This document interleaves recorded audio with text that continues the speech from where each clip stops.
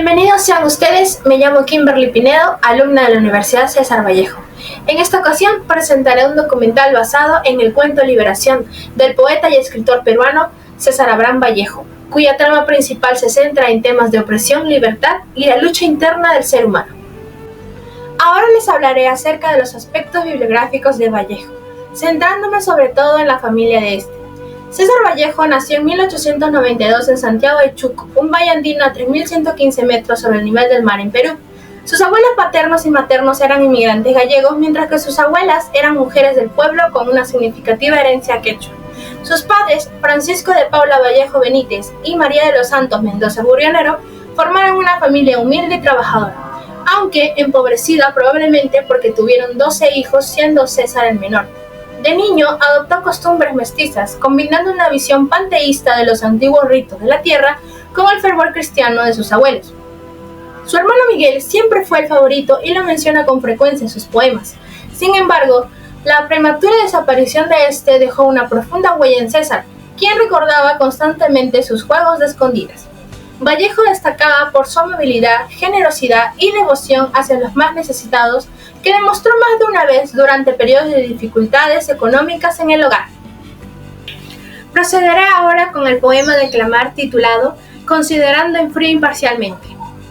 Considerando en frío imparcialmente que el hombre es triste, tose y sin embargo se complace en su pecho colorado, que lo único que hace es componerse de días, que es lóbrego, mamífero y se peina, considerando que el hombre procede suavemente del trabajo y repercute jefe, sueno subordinado, que el diagrama del tiempo es constante diorama en sus medallas, y a medio abrir sus ojos estudiaron desde lejanos tiempos su fórmula famélica de masa, comprendiendo sin esfuerzo que el hombre se queda a veces pensando, como queriendo llorar, y sujeto a tenderse como objeto, se hace buen carpintero, suda, mata y luego canta, almuerza, se abotona.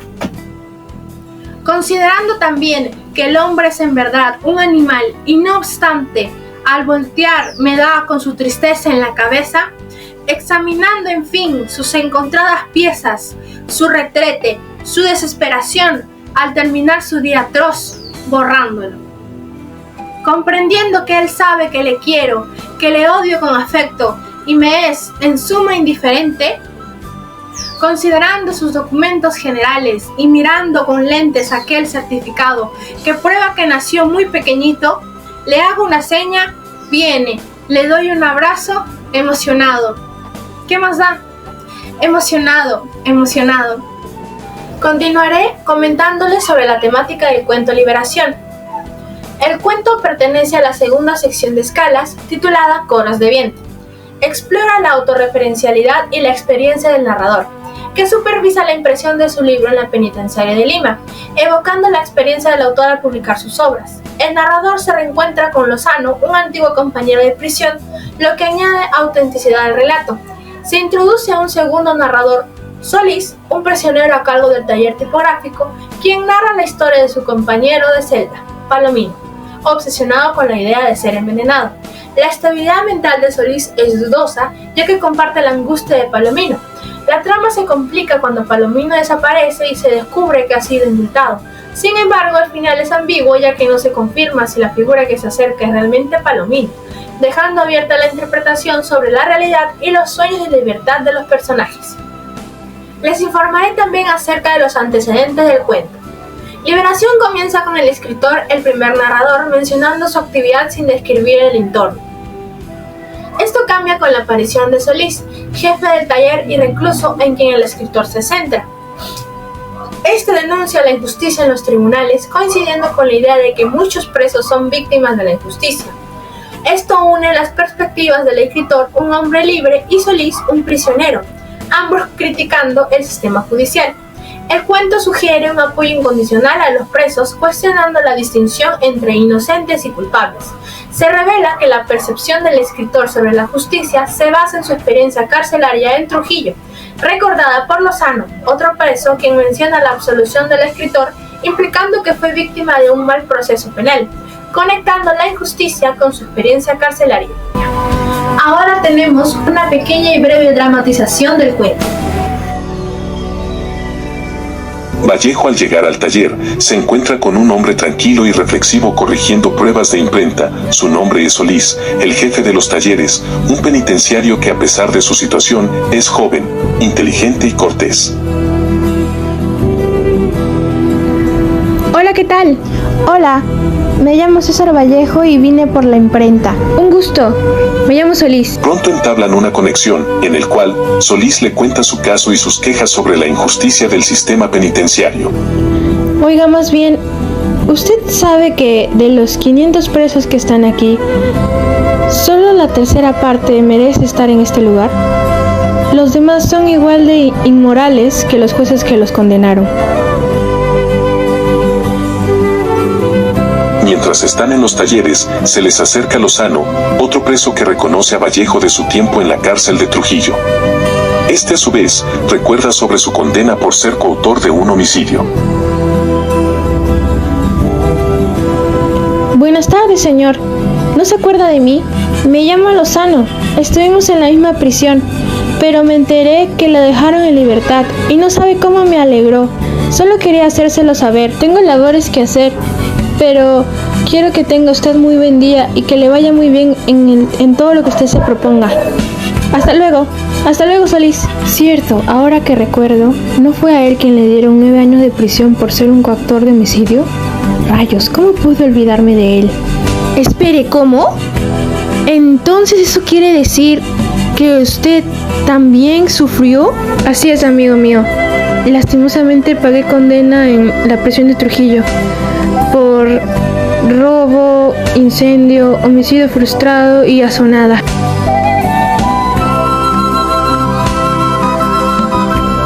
Entonces, usted debió de conocer a Jesús Palomino, oriundo de ese departamento. Solís, conmovido, relata la trágica historia de Palomino. Describe cómo este fue injustamente condenado y sufrió dentro de la prisión, siempre temiendo por su vida. Bueno, continuamos con la entrevista. Les presento al psicólogo Juan Sánchez Enríquez, que estará participando en el análisis acerca de la obra Liberación. En primer lugar me presento, me llamo Kimberly Pinedo, estudiante de la Universidad César Vallejo y actualmente estoy cursando la carrera de Psicología en el segundo ciclo. Ante todo agradezco su participación y que me haya podido brindar un poco de su tiempo. Ahora continuaremos con la primera pregunta. Si el protagonista fuera un paciente, ¿qué intervenciones terapéuticas recomendaría usted para ayudarle a manejar sus conflictos internos y encontrar un sentido de liberación? Muy buenos días, mi nombre es Juan Sánchez Enríquez, psicólogo clínico con formación en psicoterapia cognitiva conductual, licenciado en psicología. El día de hoy voy a compartir una posible intervención, en este caso para una persona que ha estado en un sistema penitenciario basado en una acusación injusta, donde se puede ver una serie de situaciones en las cuales vive la injusticia, la desigualdad, el maltrato, el abuso propio de un sistema carcelario, y por otro lado vamos a tener los valores, la bondad, la compasión y además todos aquellos recursos que le permiten a una persona salir adelante. ¿Cuál sería en este caso la posible intervención para una persona si viene a una consulta? Pues primero hacer una evaluación que nos permita ver su estado psicológico, que implica su pensamiento, que implica su estado emocional, que implica también su proyecto de vida. En función de estos 3 factores vamos a poder intervenir de tal manera que podamos construir una visión de valores, una visión de recursos personales que le permitan afrontar y superar de repente alguna situación traumática dentro del sistema penitenciario.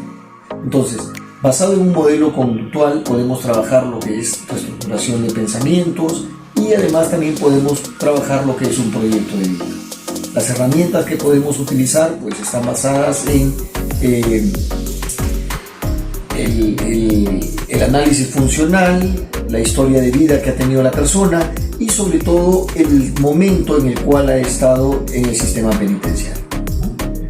Si bien es cierto, dentro de nuestra sociedad peruana hay varios enfoques, todos los enfoques se manejan bajo una premisa ética, una premisa de compasión y una premisa orientada hacia el bienestar de la persona. Procedemos con la siguiente pregunta. ¿De qué manera el cuento aborda el tema de la libertad y la opresión desde una perspectiva psicológica? Bien, para ello es importante entender qué entendemos por libertad. Y voy a plantear desde un punto de vista conductual que la libertad es la capacidad de poder observar cuáles son las consecuencias de mi conducta en un determinado contexto. Esto me permite a mí poder darme cuenta cómo el sistema penitenciario, el sistema de opresión que vivió el personaje, va a generar consecuencias en la conducta que trae en el cuento. ¿Sí? Esto significa de que en un contexto donde hay opresión, donde hay un sistema de injusticias, de hostigamiento, no va a haber la capacidad de poder la persona controlar o dirigir su comportamiento. Es decir, va a estar condicionado por una serie de factores que va a generar que la persona encuentre un contexto de represión.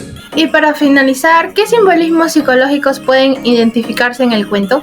Pues cuando hablamos de simbolismo vamos a referirnos para una mejor comprensión el escenario donde se desarrolla justamente el cuento, ¿no? El escenario está relacionado a un sistema penitenciario donde hay barrotes, donde hay muros altos, donde hay básicamente hacinamiento, donde hay una serie de condiciones que van a repercutir en la capacidad de controlar, la capacidad de actuar de la persona. El grillete, la cadena, las esposas, la esclavitud en un sistema penitenciario. Entonces, vamos a concluir que hablar de libertad y hablar de opresión en un escenario de represión va a traer como consecuencia, pues muchas veces, la esclavitud y el reflejo en el cual muchas veces el hombre se encuentra bajo determinados factores que no puede controlar. Pero recordemos que a pesar de todo esto, el personaje nos muestra cómo él lucha. En conclusión, Liberación es un cuento que ofrece una mirada profunda y conmovedora sobre la lucha por la libertad y la sanación. A través del viaje del protagonista, César Vallejo nos recuerda la capacidad del espíritu humano para resistir, sanar y encontrar un nuevo propósito, incluso en las circunstancias más adversas. El cuento es una poderosa reflexión sobre la naturaleza de la libertad y la importancia de la resiliencia y la esperanza en la búsqueda de una vida plena y significativa.